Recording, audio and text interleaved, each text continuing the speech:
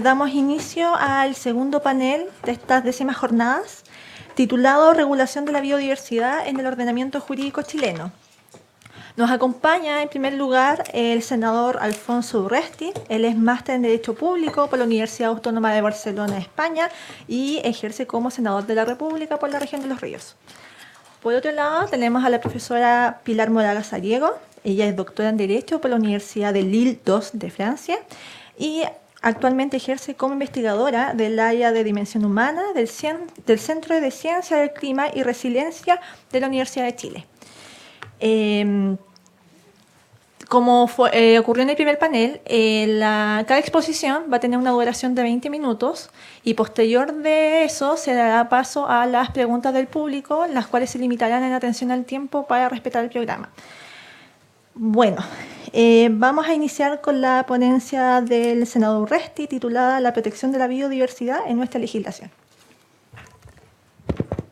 Gracias por la presentación, gracias a saludar a Pilar y saludar a los estudiantes, profesores, alumnos y invitados o quienes concurren. Gracias por la invitación. La verdad, a mí siempre me ocurre un problema en las exposiciones que la contingencia política muchas veces a uno lo lleva a cambiar sobre la marcha sus presentaciones o sus posiciones. Yo ejerzo y milito en un partido político, el Partido Socialista de Chile, soy senador, fui diputado anteriormente, y muchas veces cuando uno prepara posiciones o exposiciones académicas como la ponencia que ustedes me invitaron a presentar de la protección de la biodiversidad en nuestra legislación, lo cotidiano, el día a día nos lleva a situaciones cambiantes y voy a modificar un poco mi presentación porque creo que hay dos aspectos que son tremendamente importantes y contingentes que no quiero dejar de exponer, que uno es la no ratificación hoy día del convenio tratado de Escazú, que precisamente habíamos estado nosotros el día 6 de septiembre en un importante seminario en Santiago, en el excongreso, que me tocó además coordinar como presidente de la Comisión de Medio Ambiente del Senado y que teníamos hoy día una fecha señalada de ratificación del Estado de Chile como parte contratante y como parte impulsora, además de este acuerdo, situación que hasta el día de hoy no tenemos formalmente una explicación. Ayer la solicitamos vía oficio y vía petición formal a Cancillería y al Ministerio de Medio Ambiente. Entonces, creo que voy a cruzar en algún momento, voy a modificar mi presentación en esa misma línea para enmendar o modificar esta situación y me gustaría en algún momento explayarnos. No lo tenía consignado. Estuvimos hoy día, sin ir más lejos, a primera hora de la mañana también haciendo una presentación en Santiago con distintas organizaciones, parlamentarios y expositores sobre eso. Y lo último, otro tema adicional que también me gustaría plantear y que particularmente no está en la ponencia, pero lo vamos a consignar, que es la COP13, la COP de la Conferencia de las Partes Contratantes de la Convención Ramsar, que se vaya a llevar a cabo en Dubái a final de mes, que es una convención que hace el seguimiento de Ramsar principalmente. No sé por qué en Dubái, no sé si tienen humedales ahí, pero casualmente algo que me ha motivado y que me ha llevado a presentar una moción parlamentaria, que al menos ya la tenemos aprobada por unanimidad en el Senado, que son los humedales urbanos, que algunos de ustedes, no sé si participaron en una jornada que hicimos, en que estamos impulsando esa dinámica. Veo aquí a Vladimir.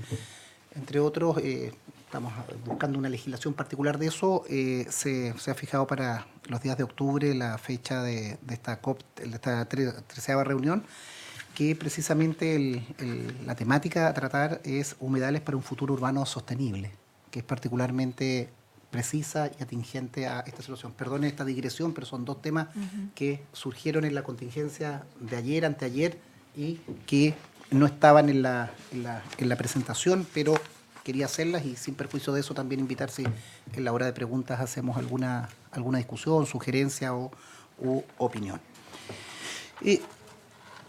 Señalábamos un poco el objetivo de esta exposición era hablar de la diversidad biológica. Ustedes como profesores, académicos, alumnos tendrán presente el término de diversidad biológica, de acuerdo a lo que nosotros hemos podido revisar. Está acuñado por el biólogo Thomas Lovejoy en 1980 en el reporte global 2000 para la presidencia de Estados Unidos, utilizando este término de diversidad biológica o bioética sin definirlo al referirse al número de especies presentes. Yo creo que Chile particularmente recoge Latinoamérica y eso es algo que trabajábamos en Escazú, que por algo nuestro continente, nuestra área geográfica del mundo presenta una biodiversidad tremenda que, entre otras cosas, Escazú avanzaba en protegerlo y garantizar el acceso de información de los ciudadanos. ¿Qué instrumentos de protección nosotros identificamos precisamente en biodiversidad? ¿Qué instrumento jurídico? El Convenio de Biodiversidad del año 92, Convenio para la Protección, Convención de la Protección de la Flora y Fauna, la Convención de Washington, el Convenio sobre Humedales, Ramsar, que es precisamente la referencia que hacía, situación que nosotros tenemos particularmente con nuestro humedal de Río Cruces, pero particularmente con la temática que se va a tratar en esta exposición en la conferencia de este año. El convenio sobre comercio internacional de especies amenazadas de flora y fauna silvestre, CITES, que también es algo que ha afectado principalmente a nuestro país, Convención de Naciones Unidas sobre el Derecho del Mar, Estrategia Nacional de Biodiversidad, Protocolo de Cartagena y Protocolo de Nagoya. En cuanto al convenio de biodiversidad, de diversidad biológica, precisamente, como ustedes sabrán, fue firmado en la Cumbre de la Tierra de Río por 168 estados y la Comunidad Europea. En la actualidad tenemos 193 estados como parte.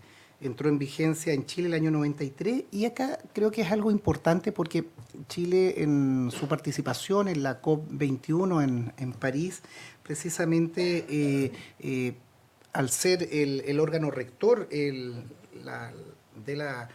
Convenio de Diversidad Biológica, en la conferencia de partes COP, llevó Chile el planteamiento, me tocó a mí estar presente con la delegación chilena,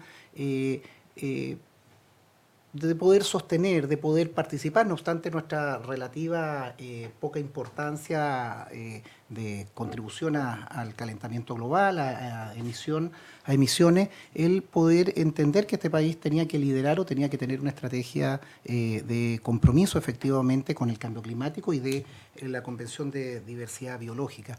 Yo creo que es importante y lo vamos a ratificar o lo vamos a conversar en exposiciones más adelante. La discusión medioambiental en Chile, la visión en materia de biodiversidad, la participación de ustedes como universidades, como centros académicos, como mundo científico, como mundo académico, creo que en los últimos 20 años ha sido exponencialmente grande en materia de medio ambiente. La cantidad hoy día de centros de referencia, facultades que están involucradas, publicaciones y el mismo trabajo que se estaba haciendo, entre otros, para Escazú y lo que se hizo a partir de la COP21 creo que marca un punto señero en materia de nuestro país. En ese sentido, el Convenio de la Diversidad Biológica cubre ecosistemas, especies y recursos genéticos y el Protocolo de Nagoya apunta al acceso a recursos genéticos y participación justa y equitativa en los beneficios provenientes de su utilización. Chile no ha ratificado aún estos protocolos. Aquí hay una situación bastante paradojal en nuestro país, que hay presiones o hay sistemas que obviamente retardan esta situación. Yo quiero en eso consignar una discusión que nos tocó dar un conjunto de parlamentarios hace aproximadamente 3 años en relación, y seguramente ustedes habrán tenido alguna referencia de ello, sobre la inscripción de la patente del maqui. En definitiva, la inscripción que se ha hecho de esa especie nativa que ha sido defendida. Nosotros hicimos una presentación a organismos internacionales en términos de la apropiación o impedir la apropiación que se quería hacer de este recurso genético por parte de laboratorios, si mal no recuerdo, chilenos vinculados con algunos franceses, con algunos japoneses. Creo que ahí hay una situación importante a propósito de lo que afecta a nuestro ordenamiento, a nuestra quehacer y particularmente con los pueblos originarios. Estrategia Nacional de Biodiversidad. Nuestra estrategia nacional, precisamente como ustedes sabrán, está con fecha 2017-2030, incorpora la estrategia global con las metas Aichi al año 2020 y los objetivos de desarrollo sostenible, la Agencia Global de Sostenibilidad 2030, impulsado por Naciones Unidas. Yo creo que en esto Chile ha sido bastante audaz en ir corriendo los límites y participando en instancias internacionales. También se impulsan las recomendaciones de la Evaluación de Desempeño Ambiental de Chile por parte de la OECD el 2016 y la institucionalidad ambiental vigente y el avance del proyecto de áreas que crea el Servicio de Biodiversidad y Áreas Protegidas. Aquí también detenerme un minuto. Nosotros vivimos no sé si la palabra exacta es un bloqueo legislativo, el proyecto de servicio de biodiversidad y áreas protegidas, que era un elemento fundamental y era el último pilar o pata que quedaba pendiente del ordenamiento jurídico, de la modernización que Chile se había comprometido en materia ambiental, junto al Servicio de Evaluación Ambiental, la Superintendencia de Medio Ambiente y los tribunales ambientales, quedó absolutamente paralizada. La discusión había avanzado bastante, se habían logrado bastantes acuerdos, principalmente en su vinculación también con el Servicio Nacional Forestal, hasta la legislatura anterior, pero a partir del 11 de marzo, tanto en Medio Ambiente como en la Comisión de Agricultura, donde estaban radicadas estos dos proyectos, han quedado paralizados y se ha vuelto casi a foja cero en materia de consensos, de acuerdos, tanto desde el punto de vista ambiental, que es lo que nos puede convocar, pero también desde el punto de vista laboral, desde el punto de vista de las condiciones de los trabajadores, principalmente de cada una de estas instituciones, principalmente la CONAF, que se veían afectados en su condición de traspaso o modificación. Recordemos la naturaleza jurídica de la CONAF, ser una institución privada, generaba serios inconvenientes en el traspaso de sus funcionarios. Datos sobre biodiversidad.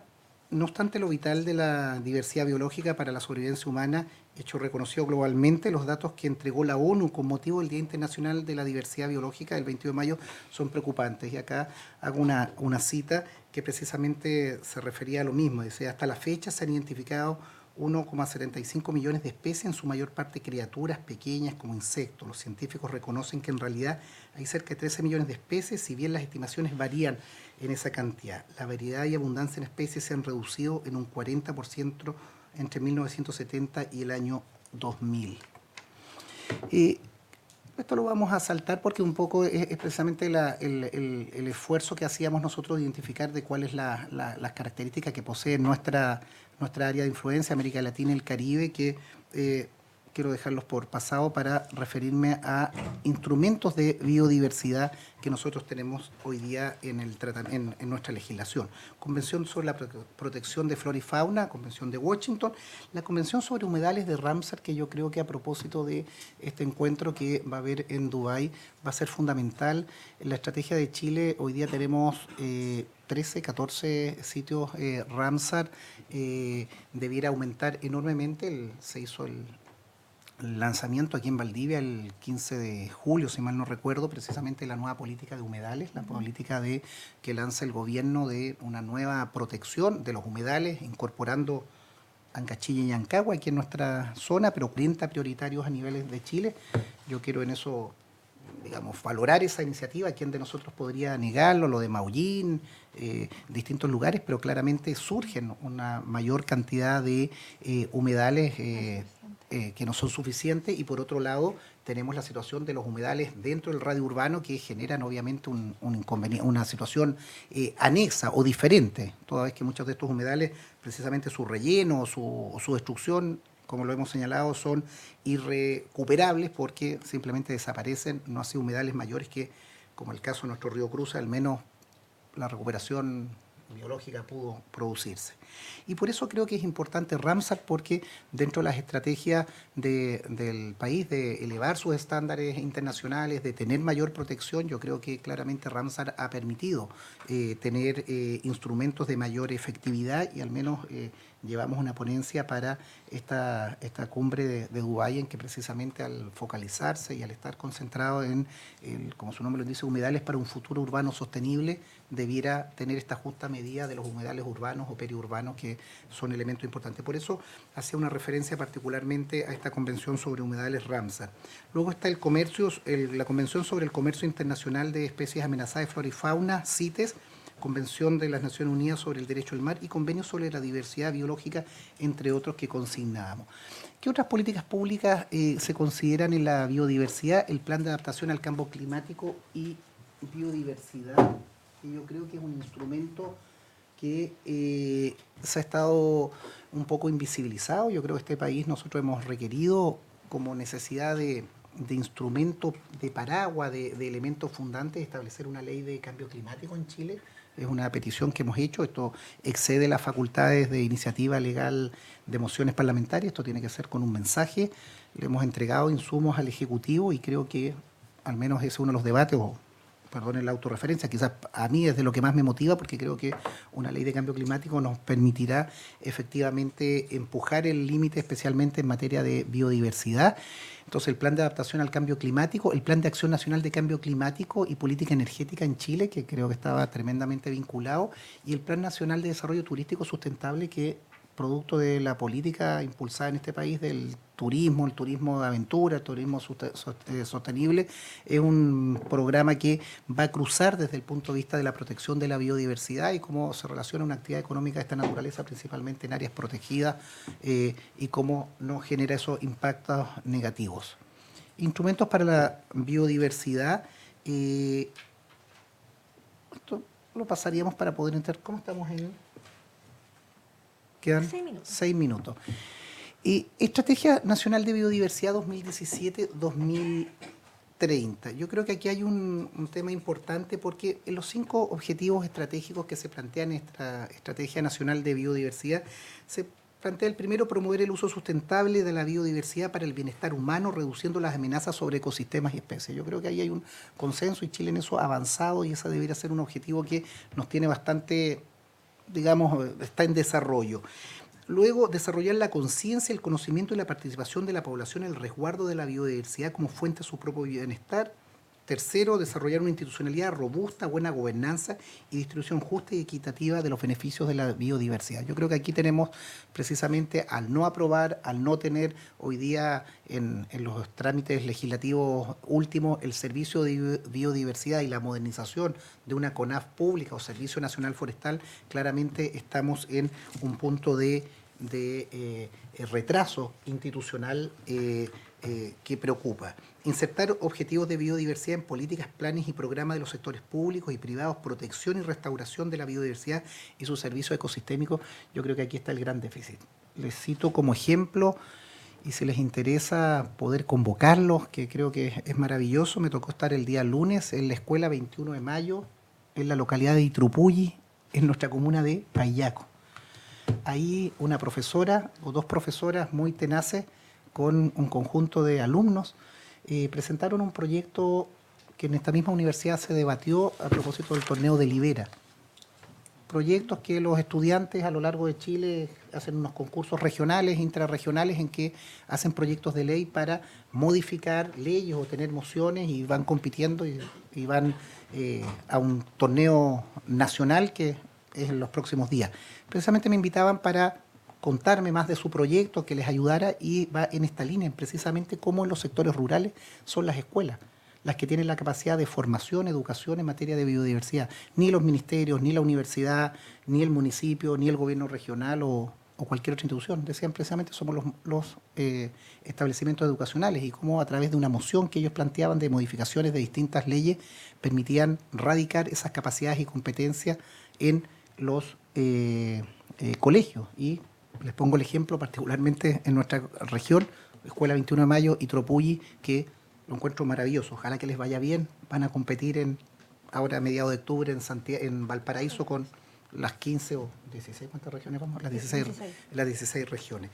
Y por último, proteger y restaurar la biodiversidad y sus servicios ecosistémicos. Aquí también lo vinculamos esto principalmente con los compromisos que asumió Chile a propósito de la COP21, en definitiva, cuáles son los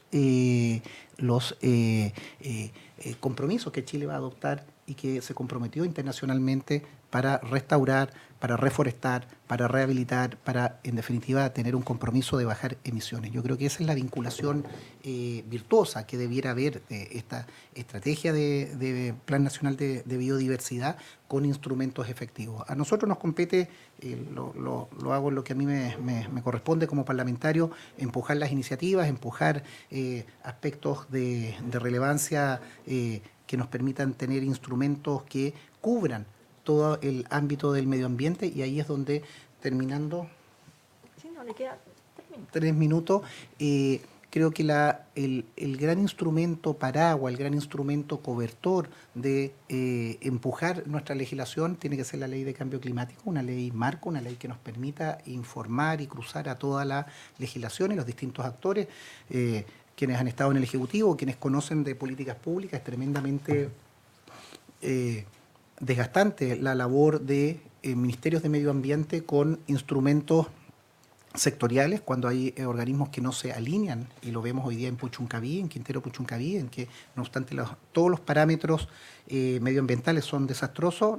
Tenemos que la mayoría de las empresas no tienen resolución de calificación ambiental, están instaladas ahí casi como nos ocupa, o casi se instalaron seguramente con algún permiso municipal, pero sin ninguna normativa, entonces eso nos excede. Tenemos una superintendencia de medio ambiente que es un tremenda avance institucional, pero que no tiene capacidades porque hace la regulación, tiene 3 funcionarios para esa región, y aún así con todos los funcionarios hace los parámetros y están dentro de normas porque no hay resolución de calificación ambiental. Entonces, bueno, es una situación absolutamente kafkiana, digamos, del sistema. Entonces creemos que la ley de cambio climático permite influir y permite avanzar en una línea de protección de biodiversidad, en que hace el cruce en todos y cada uno de los ministerios, desde Obras Públicas o el Ministerio de Economía, o cada ministerio tendrá que tener un instrumento que sea rector y no simplemente esperar que Medio Ambiente, a través de la superintendencia o de los propios instrumentos del ministerio, actúe en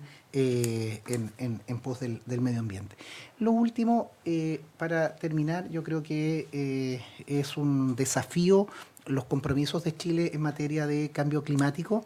Creo que son los objetivos que debiéramos tener a la vista, más allá de la legislación particular que nos corresponde. Decíamos, Chile precisamente está comprometido en rebajar su incidencia en materia de gases de efecto invernadero, descarbonizar la matriz, situación que también es algo aberrante y era de los elementos que también yo les decía que me cambia la presentación. Desde que la elaboramos hasta ahora tenemos autorización de tronaduras en Isla Riesco, digamos la mayor productora de carbón del país, cuando precisamente debiéramos tener, en concordancia con estos objetivos, descarbonizar nuestra matriz. Hoy día, en definitiva, ponemos todo el carbón a la parrilla y ponemos todo el carbón con un instrumento como las tronaduras para hacerlo más barato, hacerlo más rápido y, en definitiva, quemarlo lo antes posible, lo cual es bastante contradictorio.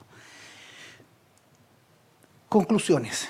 Proteger la biodiversidad es una tarea pendiente. Chile aún no ha ratificado protocolos internacionales que yo creo que son imprescindibles en materia de completar el círculo junto con la ley marco de cambio climático. El proyecto de ley de biodiversidad lamentablemente no ha sido tramitado durante este gobierno, se enredó literalmente, la discusión se enredó porque no se volvió a foja cero.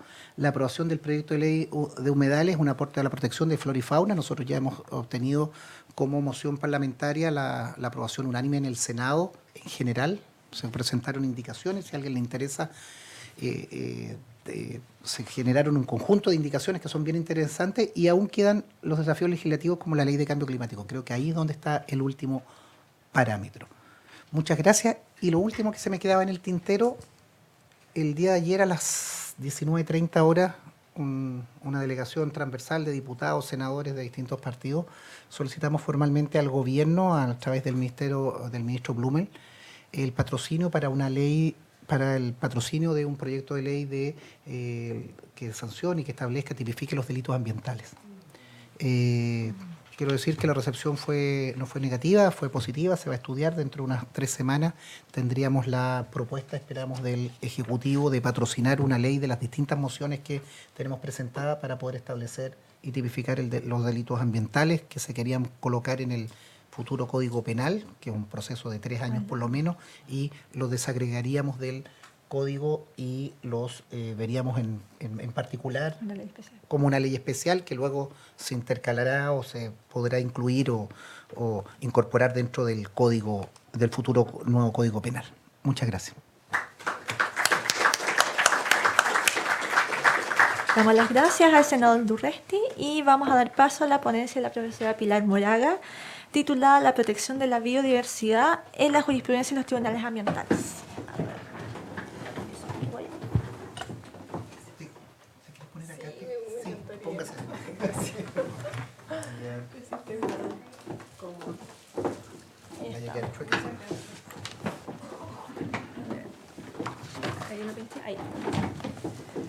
Bueno, muchas gracias, senadora, así que un poquito más cómoda.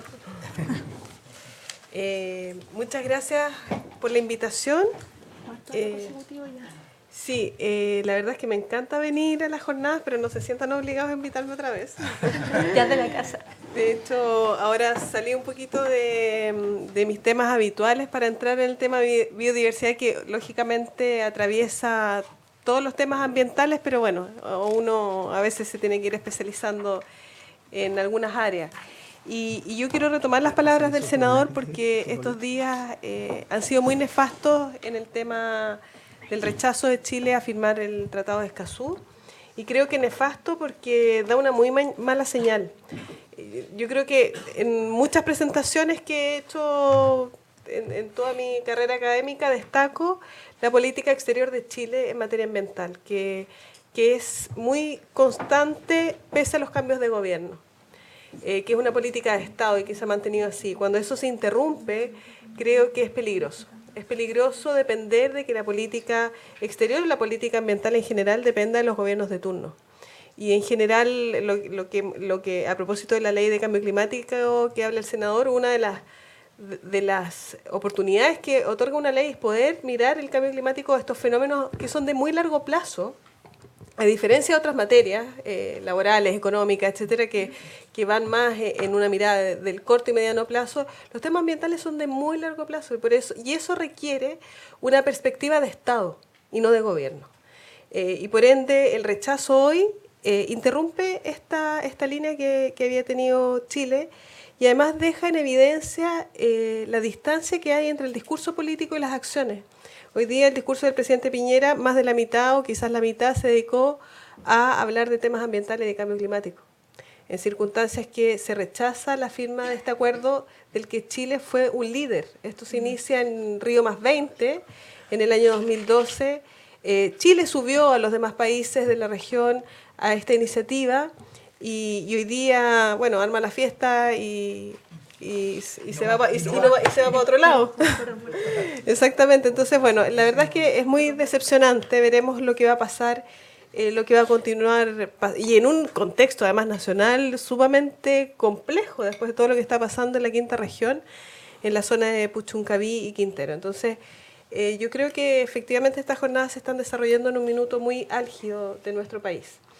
Y bueno, la propuesta para hoy fue de analizar lo que es la biodiversidad o la protección de la biodiversidad en los tribunales ambientales. Y lo que me gustaría, bueno, hay agradecimientos acá a los exministros del tribunal que me proporcionaron información que utilicé para esta presentación, así como de los ayudantes del Centro de Derecho Ambiental, que colaboraron también a este levantamiento que hicimos en esta presentación, cuyo objetivo es mostrar justamente cuál ha sido el tratamiento y la protección de la biodiversidad por parte de los tribunales ambientales.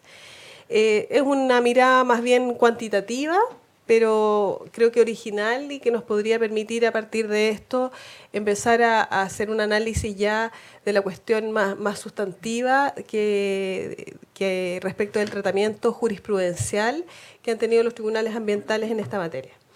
Y para ello, bueno, les voy a presentar dos cuestiones que son las preliminares, que es la definición de la biodiversidad y las competencias de los tribunales ambientales, porque quiero establecer una relación ahí, y luego derechamente les vamos a comentar cuáles son las sentencias que tienen relación con materias de protección de biodiversidad y cómo se han dado.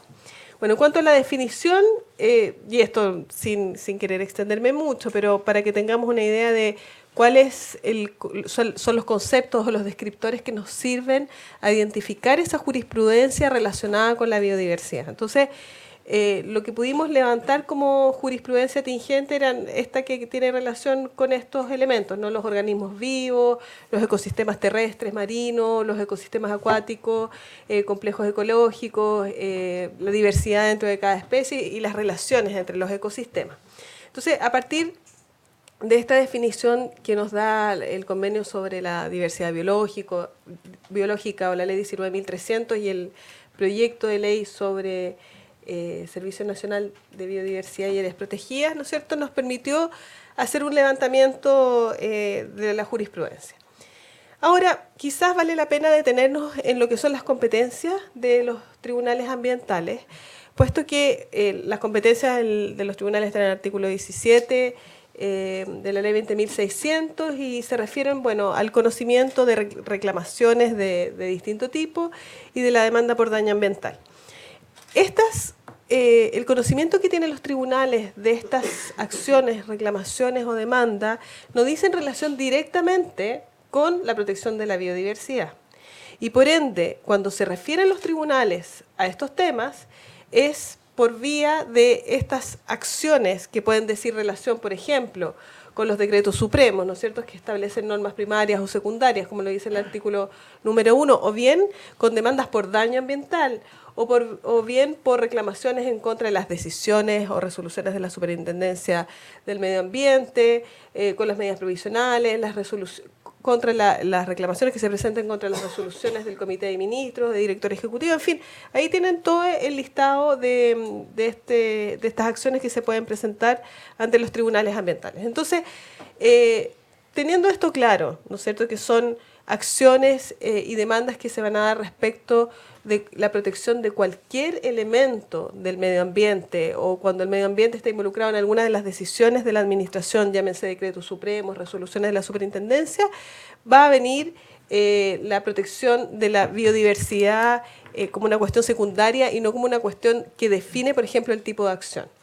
Esto está cambiando con el proyecto del Servicio Nacional de Biodiversidad y Áreas Protegidas, en el cual ya se establecen o se vislumbran algunas acciones particulares respecto, por ejemplo, de las sanciones que pueda establecer este servicio o del incumplimiento de planes de manejo. Bueno, y yendo directamente al contenido de lo que les quería presentar, bueno, acá tenemos un levantamiento de jurisprudencial entre el año 2012 y 2018 que podemos seleccionar por acción, por tribunal o por año. Si vamos a las acciones, vemos que la protección de la biodiversidad se discute a propósito, por ejemplo, de las demandas por daño ambiental. Vemos que hay 8 sentencias que resuelven demandas por daño ambiental referidas a la biodiversidad. También 3 reclamaciones del artículo 17, número 6, que dice, bueno, después vamos a ir viendo el contenido de cada una, pero cuando las observaciones ciudadanas no han sido debidamente consideradas. O bien 2 en el caso de reclamaciones del 17, número 3, que se refiere a todas aquellas que se dirigen contra las resoluciones de la Superintendencia de Medio Ambiente. Y una sola relacionada con el número 5, que es a propósito del proyecto Dominga, al que no me voy a referir tanto, pero que es más bien excepcional, puesto que es una decisión que viene a resolver, ¿no es cierto?, la reclamación que presenta el titular del proyecto por el rechazo en el Comité de Ministros. Luego, si vamos a los tribunales, vemos que, bueno, el primero que se instala muy recientemente, por ende vamos a encontrar una sola sentencia. En el caso del segundo hay 8 sentencias que dicen relación con temas de biodiversidad. Y en el tercero hay 5. Y después por año vemos que, bueno, el año 2008 ha sido muy prolífero a pesar de que estamos recién terminando septiembre. Ahora, ¿qué quiere decir todo esto? O sea, ¿cómo podemos establecer, bueno, esto es una cantidad importante o menor respecto del trabajo de los tribunales ambientales y del número de sentencias? Y vemos este estudio que realizó Espacio Público en diciembre, lo publicaron en diciembre del 2017, en el que se identifican 57 sentencias dictadas hasta esa fecha. Si nosotros consideramos las sentencias dentro de esas 57 que dicen relación con biodiversidad, o sea, desde el 2012 al 2017, hay 8. Entonces vemos que es un porcentaje quizás menor al trabajo completo que realizan los tribunales de acuerdo a este estudio. Ahora, si vamos al detalle, ¿no es cierto?, de cuáles son las sentencias que se refieren a biodiversidad, como les mencionaba, en el caso del primero y del proyecto Dominga, se mencionó el tema de la biodiversidad biológica en un informe de un amicus curiae que se presentó. En el caso del segundo tribunal de Santiago, bueno, como veíamos hay muchas más sentencias, tenemos 8 sentencias que involucran tanto reclamaciones relacionadas con el 17 número 3, que el 17 número 3, recuerdo, son aquellas reclamaciones que se dirigen contra una resolución de la Superintendencia del Medio Ambiente, o bien del número 6, que son aquellas que presentan las personas o ciudadanos que han presentado observaciones que no han sido debidamente consideradas, y las demandas por daño ambiental. El resultado es variado, podrán ver ahí que algunas se rechazan, otras se acogen. En general, bueno, las por daño ambiental además tienen una complejidad adicional. El daño ambiental es muy difícil acreditar, sobre todo cuando la demanda la presentan comunidades o personas naturales, incluso jurídicas, pero no el Estado, por la complejidad que ello significa. En el caso del tercer tribunal ambiental tiene una relación similar a la del segundo, en el sentido de observarse que hay sentencias relacionadas en materia de daño, y también del 17 número 6, que es por falta de debida consideración de las observaciones. Ahora, si vamos más bien al detalle, en el caso de las reclamaciones que van contra resoluciones de la Superintendencia del Medio Ambiente, cabe la pena destacar 2, bueno, las únicas que hay hasta el minuto, que se tratan, una de un proyecto de construcción de mejoramiento de la ruta D705 en el sector de Illapel, cuarta región, y el elemento de la biodiversidad, o el componente de biodiversidad que está en juego y en peligro en realidad es la chinchilla. Y luego está el caso de la planta de cátodos de la Pampa Camarones, en el que está el riesgo es del chungungo. Bueno, ¿qué conclusiones podemos sacar a propósito de este 17 número 3? Bueno, en el caso de la ruta de mejoramiento de esta ruta D705 de la Chinchilla, el Ministerio de Obras Públicas iba a realizar esta vía y se establece una condición en la RCA, que es la compensación para la mayor protección de la chinchilla, que además es una especie en extinción. Y respecto de esta medida, el MOB incumple, ¿no es cierto?, y frente a esto se presenta esta reclamación por la sanción que establece la Superintendencia del Medio Ambiente. Ahí hay un error porque no se rechaza la reclamación. Y en el caso de la planta de cátodos de Pampa Camarones, de Chungungo, bueno, acá hay un incumplimiento de la medida provisional que se le impone al titular del proyecto, que es de presentar un plan global de monitoreo y de protección de esta especie en el sistema de impulsión de aguas marinas, porque el riesgo era que el chungungo fuera extraído por este sistema de impulsión. Y se rechaza también la reclamación en todas sus partes. Entonces, respecto de estos dos casos, a mí me gustaría resaltar algunos elementos interesantes, como es la compensación y biodiversidad. Y en este sentido, el segundo Tribunal Ambiental de Santiago fue claro en algunos criterios que vale la pena tomar en cuenta, puesto que cuando no es posible mitigar ni reparar, llegamos a la compensación, ¿ya?, como última ratio. Esto es muy discutido en el derecho comparado, discutido incluso desde un punto de vista ético, si es posible considerar la compensación como una tercera opción. Al respecto, el Tribunal Ambiental de Santiago nos dice que, bueno, primero que la compensación debe ser apropiada, ¿no es cierto? Y ¿qué significa que sea apropiada? Que introduzca un efecto positivo, simultáneamente alternativo y totalmente equivalente. Ahora, lo interesante es que nos dice que de forma tal que se obtenga lo menos una pérdida neta de biodiversidad cero. Es decir, la compensación debe llegar a un resultado que sea al menos neutro para lo que es la especie que se espera proteger, o idealmente una ganancia neta a la biodiversidad. O sea, la compensación puede no solo dejarnos igual, sino que además podría hacer que ésta nos dé un beneficio adicional en términos de biodiversidad. También vale la pena rescatar de este caso lo que sostiene el tribunal a propósito de las áreas protegidas y la conservación de la biodiversidad, puesto que eso sostiene que al parecer la conservación o la protección de la biodiversidad, el instrumento más utilizado y quizás el más eficaz es justamente el de las áreas protegidas. Y por último, vale la pena rescatar respecto de estos casos que mencionamos anteriormente, lo que son las medidas provisionales y la biodiversidad. Porque las medidas provisionales, ¿no es cierto?, que se mencionó, por ejemplo, a propósito del caso del Chungungo y esta necesidad de presentar este plan de monitoreo, se exige a propósito de una urgencia, ¿no es cierto?, de instrumentalidad. O sea, aquí se marcan en rojo en la lámina, ¿no es cierto?, cuáles son los requisitos que debe tener estas medidas provisionales. Pero además, ¿cuál es la finalidad?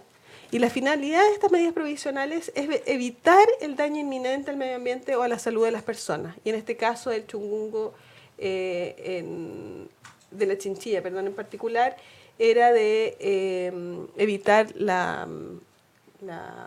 el riesgo para la especie, que ya estaba en extinción. Ahora, en cuanto a las reclamaciones del 17 número 6, aquí ya volvemos al tema con el que nos inspiramos tanto el senador y hoy día de esta negativa del acuerdo de Escazú, que es el acuerdo de participación, acceso a la información y a la justicia en materia ambiental. Acá tenemos las reclamaciones del 17 número 6 que justamente tienen todas aquellas personas que hubiesen realizado observaciones durante el procedimiento de evaluación de impacto ambiental en un estudio, bien en una declaración con ciertas condiciones, ¿no?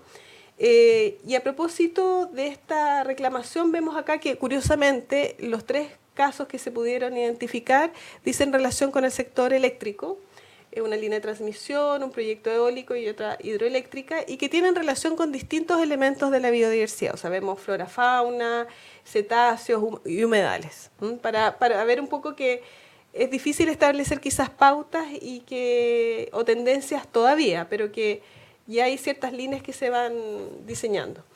Y en cuanto a las 8 demandas por daño ambiental, ustedes también pueden ver en rojo marcado en la lámina cuáles son los elementos de la biodiversidad que están en discusión a propósito del daño que se genera y los tipos de proyectos. Entonces acá tenemos al relleno Santa Marta, al derrame de hidrocarburos de la bahía de Quintero, los daños realizados por maquinaria pesada, y luego tenemos 2 casos de extracción ilegal de áridos y de vertimientos, uno en un caso de salmón, de los peces muertos en la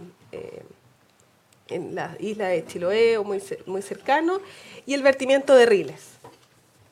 Y en cuanto a los elementos de la biodiversidad que están afectados, ahí ustedes también los pueden ver en rojo.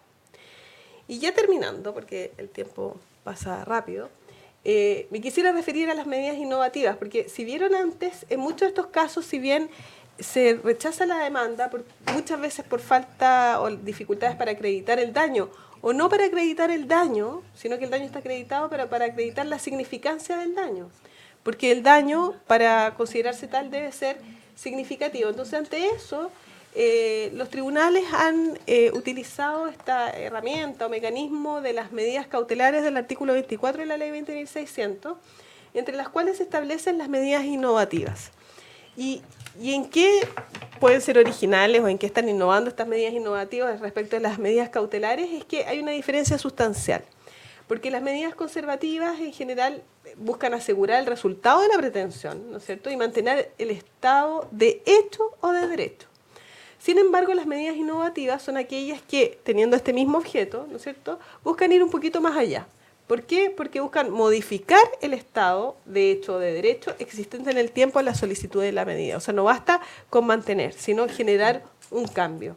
Y en eso, a pesar, sobre todo en los casos en que se rechaza la demanda por daño ambiental, hay un establecimiento de parte de los tribunales de la necesidad de realizar estas medidas innovativas. Y esto se puede realizar en cualquier estado del proceso, incluso antes del inicio y por el plazo que se estime conveniente. Bueno, y en cuanto a las conclusiones o perspectivas, lo que podemos decir es que de este levantamiento jurisprudencial identificamos, ¿no es cierto?, varios casos que tienen relación con la protección de la biodiversidad a propósito de estas competencias generales de los tribunales ambientales, que define el artículo 17 de la ley 20.600, pero a su vez nos cuestionamos sobre la necesidad de que los tribunales ambientales tengan competencias especiales en materia de biodiversidad. Y al parecer en esto el proyecto de ley de Servicio Nacional de Biodiversidad y Áreas Protegidas podría ser el camino para que los tribunales ambientales tuvieran competencias especiales en lo que es la protección de la biodiversidad, que parece un poco de lógica si es que estamos hablando de tribunales especializados en medio ambiente. Muchas gracias. Muchas gracias, profesora Moraga. Vamos a dar paso a una ronda de preguntas. Ya, ahí van a...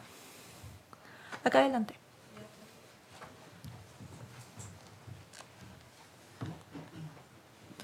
Muchas gracias. ¿Me escucha? Sí. Para los dos panelistas, en primer lugar,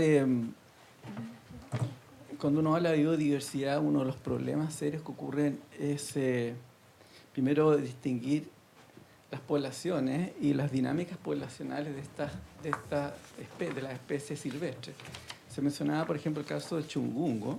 El chungungo, según los estudios científicos, hacen sospechar o sugerir de que esta fue una gran metapoblación, o sea, una serie de poblaciones que estaban unidas a lo largo de la costa chilena, de esta hermosa nutria marina. Y eso permitía el flujo génico entre estas poblaciones y una amplia diversidad genética que la hacían robusta. Pero hoy día el litoral chileno está bastante fragmentado. Se mencionaba, Pilar, mencionabas tú el caso de casos concretos de medidas de compensación frente a sistemas, planes, ¿cómo se dice? Inversión, proyectos de inversión como Camarones, creo, mencionas tú. Y uno, ¿cómo procede en ese caso a compensar una intervención o un obstáculo a este flujo génico de poblaciones? Esto ha sido muy estudiado en los países desarrollados, en que hay proyectos de inversión muy grandes, como Estados Unidos, como Canadá, en que quedan aisladas poblaciones y que finalmente hay una alta consanguinidad que termina en un cuello de botella genético. Entonces, se establecen los corredores ecológicos que estaban en un momento en los proyectos de inversión en el sistema de evaluación de impacto ambiental. Al principio se hablaba mucho de corredores ecológicos, pero nunca se implementó ninguno. En segundo lugar, cuando hablamos también de biodiversidad, tenemos que hablar de cuencas hidrográficas, por ejemplo. Y Estados Unidos, y Canadá y Francia utilizan las cuencas hidrográficas, y esa forma, a través de lo que ellos llaman los stakeholders, que ellos han logrado recuperar especies importantes como el águila pescadora frente a la contaminación dramática de PCB, DDT, dioxinas, etc. Y eso se ha podido hacer porque existe un sistema jurídico que lo permite y en que todos tienen que pagar en este caso. En Chile no existe una estructura jurídica para hacer tal cosa. Aprovechando de estar senadora aquí, no le existe. Entonces es muy difícil empezar a que financien los responsables usuarios de una cuenca, de qué forma pueden tomar medidas de modo que la explotación o el uso de la cuenca sea sustentable o sostenible. Es muy difícil, por mucho que existan normas que también son bastante incipientes en Chile. Y finalmente, es clave también que no exista un servicio de protección de la biodiversidad. El senador ya ha dado las explicaciones por qué está esto en cero nuevamente, lo cual es lamentable. Pero el servicio no va a ser suficiente, aunque se logre salir de este punto muerto no va a ser suficiente si no hay pasos concretos respecto al estudio, y con esto termino, al estudio de las poblaciones, estudios reales y de largo plazo de las poblaciones silvestres en Chile y de qué forma estas sobreviven frente a las interacciones que hay. Interacciones que son con el medio, entre el medio biótico y abiótico, y aquí, por supuesto, entra a tallar el cambio climático. Si no existe un conocimiento acabado de estas condiciones en las cuales sobreviven estas especies silvestres y estos movimientos entre poblaciones, aquí estamos con serios problemas de conservación. Muchas gracias. En atención al tiempo, vamos a dar paso a 2 preguntas más y después van a poder responder. Muy breve. A la profesora Moraga, me gustaría que profundizara en cuanto a qué es lo que los tribunales consideran significativo o cómo el daño se convierte en significativo, dónde está el umbral que determina que un daño ambiental sea o no sea significativo, considerando que leyó todas esas sentencias. Nos cuenta un poco al respecto. Última pregunta. Acá. Ya, vamos a dar paso a las 2 y... Allá, vaya. El tico del... Allá tecito. Y allá. Ya, tu pregunta. Esta es una pregunta para el senador Alfonso de Urresti. Aquí. Bueno, quizás no tiene mucha relación con el nombre del panel que se refiere a la biodiversidad, pero me llamó mucho la atención lo que usted mencionó con respecto a la moción parlamentaria entregada con el objeto de tipificar delitos ambientales. Según lo que yo tengo entendido, en la actualidad existen aproximadamente 4 delitos ambientales, los cuales tienen relación con la pesca, la veda, etcétera. Así que mi pregunta es, ¿cuáles serían estos nuevos delitos que se buscarían tipificar a través de esta ley? Y si en el caso supuesto que efectivamente se lograra modificar el Código Penal, si van posteriormente a ser consagrados ahí o van a estar permanentemente establecidos a través de una ley especial. Y la última pregunta. ¿Se escucha bien? Sí. Sí. Bueno, yo soy Néstor Espinosa, soy de un sector que se llama Rucaco, como una mariquina. Y bueno, somos vecinos de la empresa Arauco. Han habido varios conflictos relacionados con Arauco. Hace un tiempo atrás, muerte de peces en el río. Sí, se escucha. ¿Se escucha? Ah, ya, ok. Muerte involucrado directamente con la muerte de los cisnes, entre otros problemas. Y este año, bueno, nosotros como vecinos nos enteramos de una ampliación de la empresa, más bien un cambio de giro de la empresa a producción de pulpa textil. Que supuestamente no significaría una mayor producción de la empresa como tal.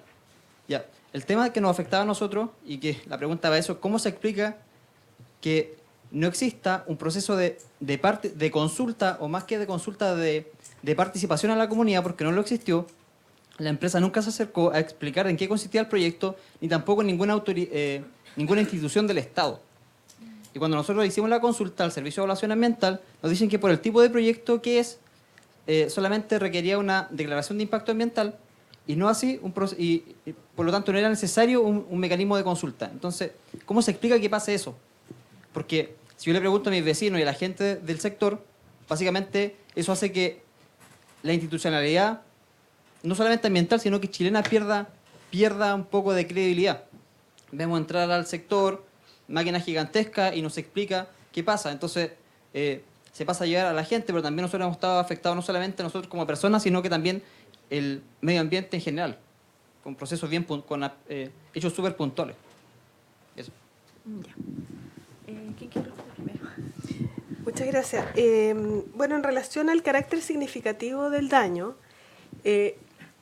la ley habla de la significancia del daño, por ende no nos da muchos más elementos acerca de qué debemos comprender. Los tribunales ordinarios, antes de la entrada en vigencia de los tribunales ambientales, dieron ya ciertas luces sobre lo que deberíamos entender por significativo y hablaron de la cantidad, por ejemplo, de especies afectadas o de personas afectadas, de la magnitud, si era más grande o más pequeño el daño, etcétera. Y eso se fue sistematizando por los tribunales ambientales. Yo tengo más en la mente quizás el segundo tribunal ambiental que ha sistematizado todos estos criterios. que yo creo que han ido evolucionando una cosa bien cuantitativa en relación al número, en relación a la magnitud y en relación a la afectación temporal o de espacio. Por ejemplo, si afecta un periodo más largo de tiempo o del espacio, a una cuestión más cualitativa. Esto ya partió en los tribunales ordinarios, creo yo.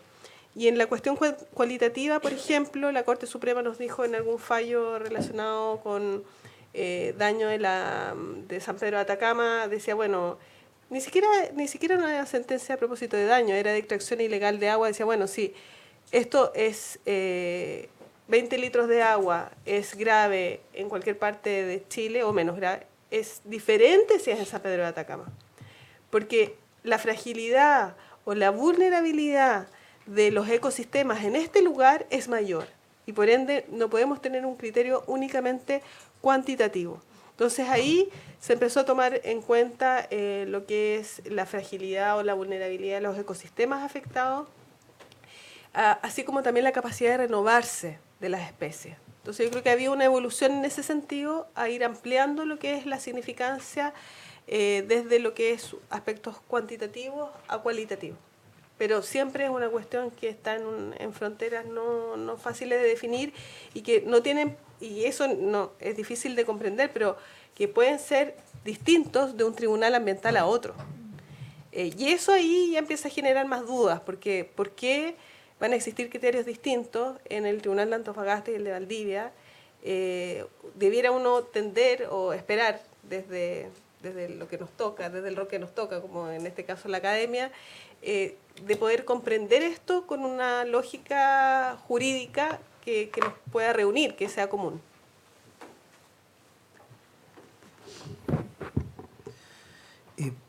Me quiero, antes de contestar la pregunta particular del delito ambiental, hacer una referencia, no sé, ¿cuál es tu nombre? ¿Sí? Carlos, que creo que es importante el tema del manejo de cuencas. Yo creo que es un tema pendiente.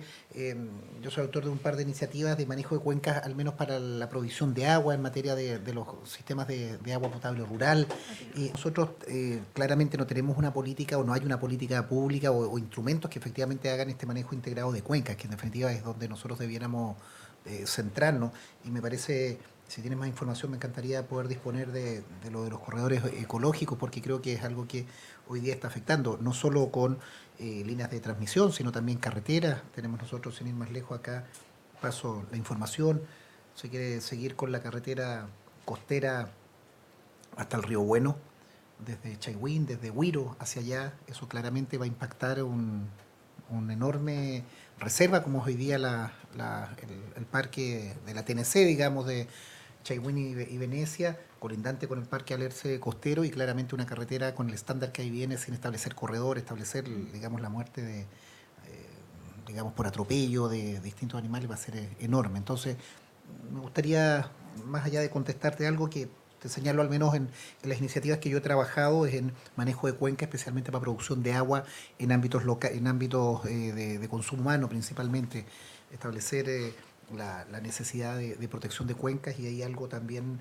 el Foricos acá ha trabajado bastante, el profesor Lara, Little, varios de ellos tienen un trabajo bastante bueno. A la pregunta concreta en materia del delito ambiental, mira, deben haber en la Cámara Alta, en el Senado, hay 4 iniciativas distintas de delitos ambientales. La Cámara de Diputados creo que hay otras 5 que durante distinto tiempo se fueron presentando.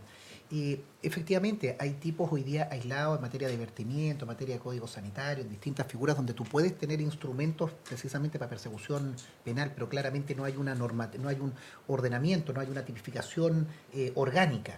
Y eso es lo que queremos hacer, más allá del tipo penal. Pero claramente yo estoy seguro que las 12 compañías, las 16 empresas de Quintero y Puchuncaví, si hubiera delito ambiental, estarían bastante más preocupadas de lo que están hoy día.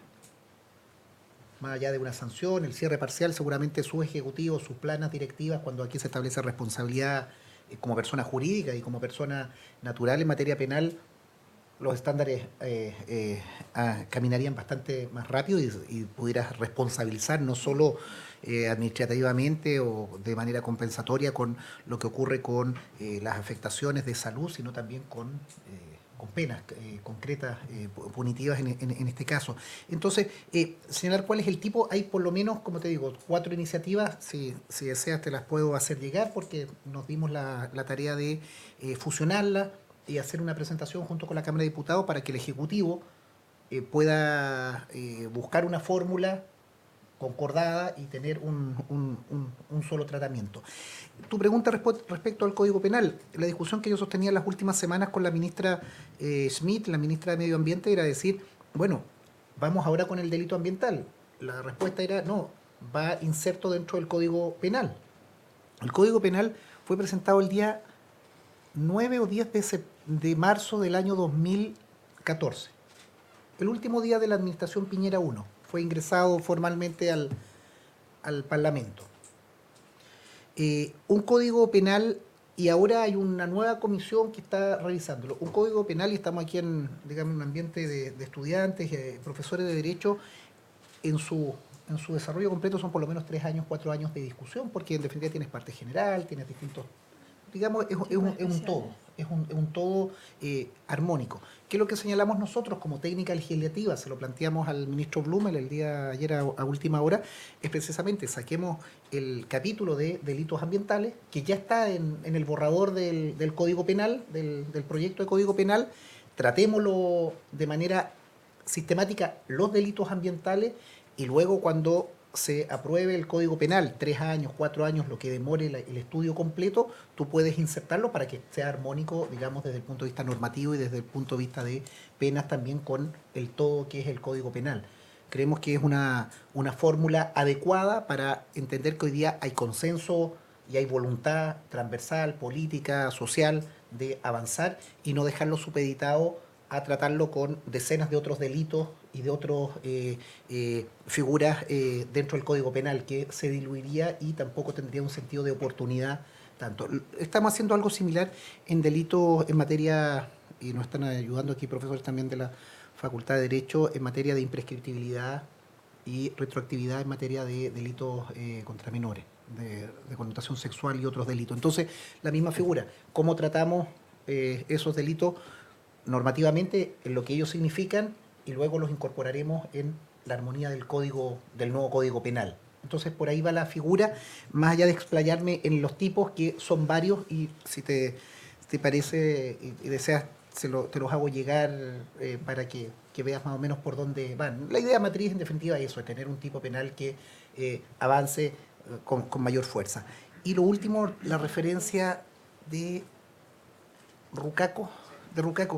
Yo creo que claramente, bueno, la empresa en cuestión avanza nuevamente ahora ya no con una ampliación, sino con una modificación de tecnología, con un cambio de matriz de tecnología. Yo creo que claramente seguimos dándonos vuelta en un vacío normativo en que debiera haber un nuevo estudio de impacto ambiental mayor, no como el que se hizo con consulta indígena, con un mayor estándar. Yo creo que seguimos con una legislación o aferrado, en este caso, a una empresa, a un tratamiento bastante raquítico, bastante limitado de lo que son sus nuevos impactos. Yo no soy experto en saber el procedimiento, esto de la pulpa textil, qué es lo que significa exactamente, pero claramente hay distintos parámetros que hoy día cambian la situación, sino en volumen, que es algo que por lo menos se logró hacer entender y ganar de que no lo aumentaran, pero claramente cambian los parámetros.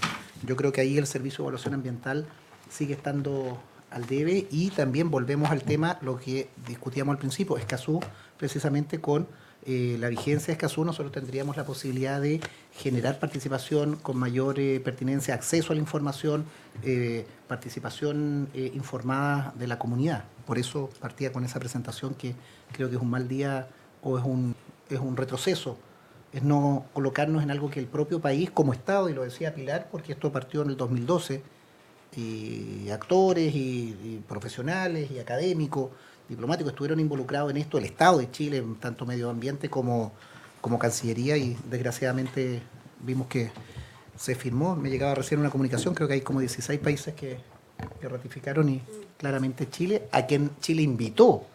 El convenio en un momento, esto como anécdota, me contaron que se iba a llamar o pensó en llamarse Acuerdo de Santiago. O sea, imagínate Habría tenido lógica. hubiera sido, por suerte lleva el nombre de Escazú. Debimos haber recibido para la última negociación. Pero bueno, eso, no sé si Sí. pudimos contestar las preguntas.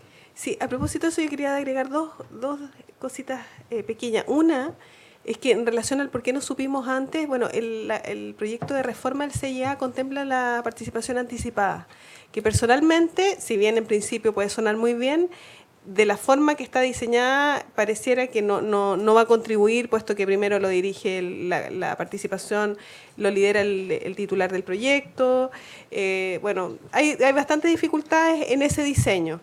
Y lo segundo es que si es declaración o estudio, bueno, sabemos que hay una tipología en la ley 19.300 para si es que corresponde el ingreso de una modificación, o si es de realmente modificación por declaración, o si es necesario un estudio. Ahora, hay que saber también que gran parte de la judicialización en temas ambientales ha sido justamente por ese tema, si es declaración o estudio. Por ende, la definición que pueda dar la autoridad ambiental en esta materia no es tampoco absoluta. O sea, también pueden haber errores que han sido corregidos por los tribunales ambientales. Sobre todo tribunales ordinarios, con el recurso de protección. Bueno, antes de finalizar, se le va a hacer una entrega de presentes a cada expositor en agradecimiento a su presencia. ¿Tenemos que declararlo? No, ¿Son de más? ¿De cuánta hora? Hay que declarar seguro que lo regalan. y bueno, terminado el panel, vamos a dar paso a un café para después volver al tercer panel.